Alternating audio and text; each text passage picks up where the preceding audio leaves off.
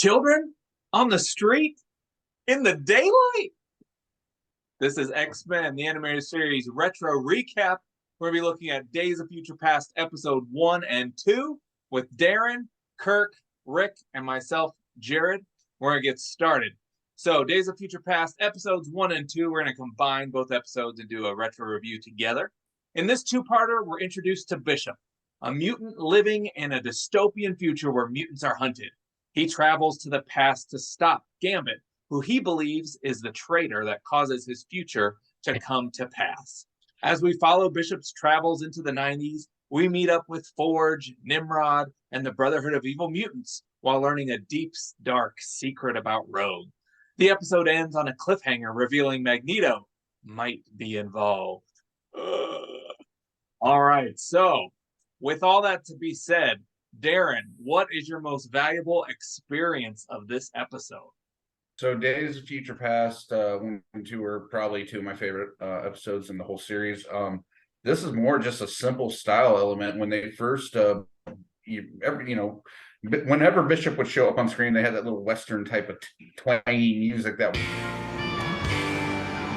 would always play right when he's on camera. And they always did it with just, they didn't do that for all the cameos. And I was like, they're really trying to play up this guy. And like, that little that tied in with the overall story arc of Days of Future Past reminded me actually of a Western in a way. Like, a man heading to the new town to look for his bounty and whatnot. And so even though it was a sci-fi, it had a lot of Western vibes for me too. And them adding the twangy music behind whenever Bishop showed up, I thought that was cool. Yeah, that's fun. How about you, Kirk?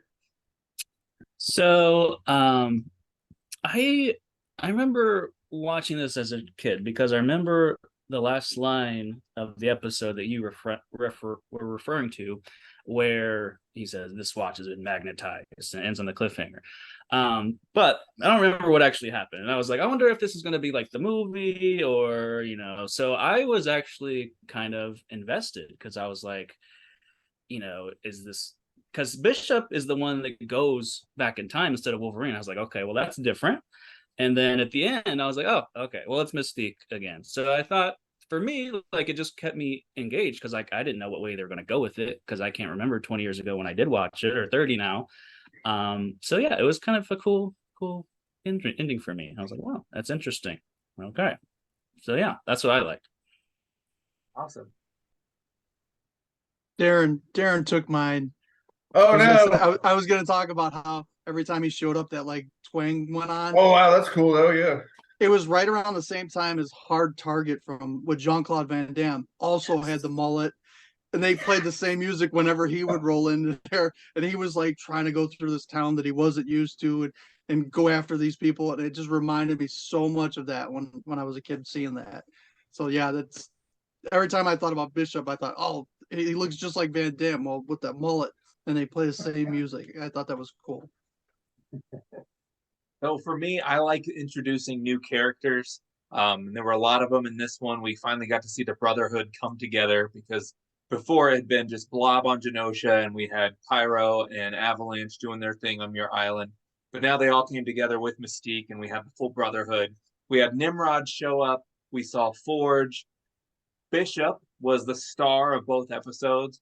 So there was just a lot of new characters going on. And with that, the other part too, I know there's only one, but I'm going to take two for this one.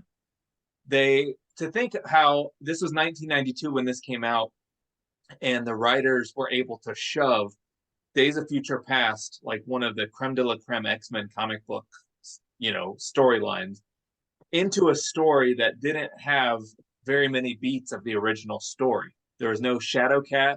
There was no Destiny. There was, not Wolverine going in the past. He made Bishop go in the past. And then they also threw in the X-Trader storyline, which was going on in the current comic books at the same time. So I just thought it was really well done that they were able to shove all that into 2 episodes and it didn't feel like it was too much. But with the good, there comes the bad. So, Darren, what is your most excruciating experience of these episodes? Oh, this one's actually hard for me.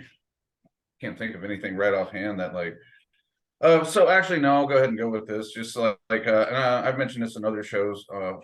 X-Men retro recaps is like sometimes like the missed opportunity for the choice of side character mutants they pick at the beginning, Wolverine running around the other two mutants. It's like, okay, maybe you could have, I mean, I get they end up getting toasted and everything, but still, maybe you could have tied in something cool right there with a character that was a little bit more well known, or characters that were a bit more well known. Just felt like maybe that was a missed opportunity. Right. Darren, I think you're missing the one glaring weakness in this episode. No big deal. Like, I'll just tell you what it is. So, Okay, thank you. when they're fighting Nimrod, there's this moment where several large, heavy rocks fall on Storm. And Cyclops, he isn't concerned about her being crushed or anything. He says, "Help me. She's claustrophobic." Like, All right, that's pretty good. That's an interesting thing to be concerned about, is her claustrophobia. So that was just, I laughed out loud. It was great. So yeah, that was, I mean, it was also, I mean, made me feel good. So I guess it was a good thing. But yeah, that was definitely like a cheesy line of dialogue in that whole episode. Yeah.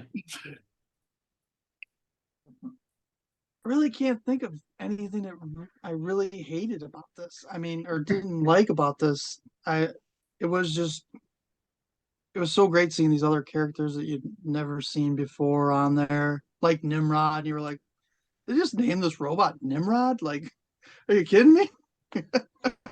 That was fun. Yeah, I can't think of anything really that I didn't enjoy about this. Well, I'll help you out, Rick. Okay. It didn't have Sabretooth. No. It didn't have Sabretooth. It did not. Oh, okay. So Bishop he has taken the bus, and he's decided to drive through the mansion securities. Obviously, it was not working that day. Drives right into the X mansion, jumps out. We have a woman who controls the weather, and she's just like, and gets shot, goes down. So then they tussle a little bit. Jubilee comes in, and Storm jumps up again.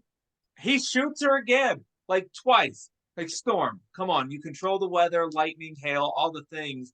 And this guy in an RTA takes you out twice. Like, it was ridiculous. It was just too much. And the lack of Sabretooth. He could have been on the bus, Okay, well, good. All right, well, we're excited about that. So, all right. I agree with Jared. That's a really good point. Thank you. All right, so we're the only ones that found a negative, apparently. Let's rate this episode from 1 to 10, 10 being the most enjoyable, and 1X being the least enjoyable.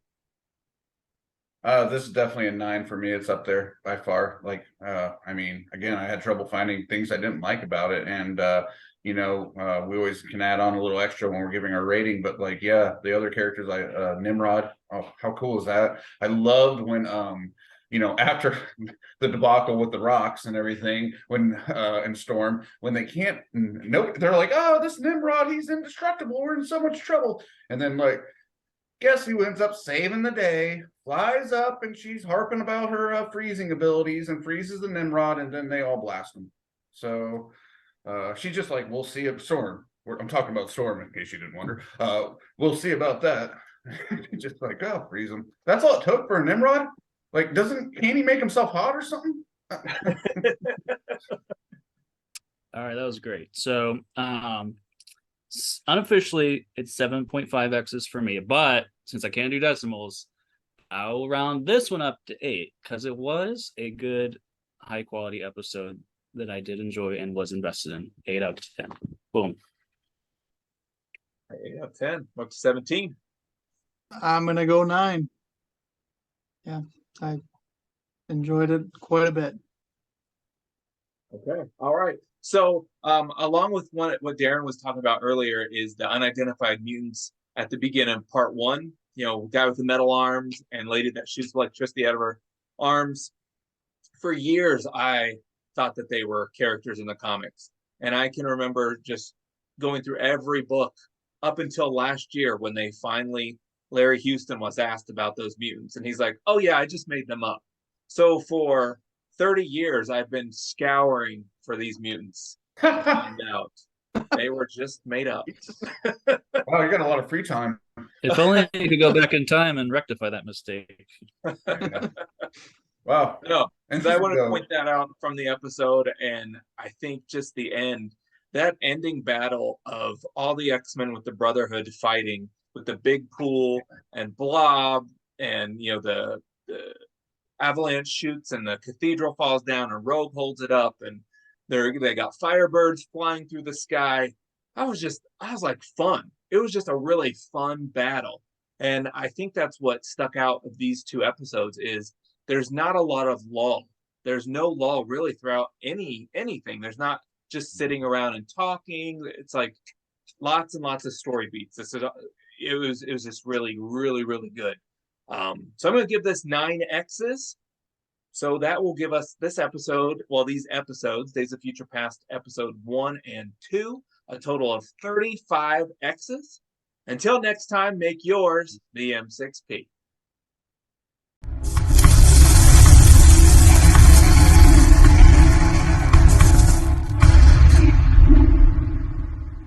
One scene that none of us mentioned that I actually thought was cool too was when Rogue and Gambit are visiting Beast in jail, and he's just like, oh, Gambit's getting all fired up, and then Beast is just like, you can leave, and that goes back to the whole theme of Beast, like, I could escape anytime I want, but like they always tie that in. Beast can leave whenever he wants. He chooses to stay. Yeah.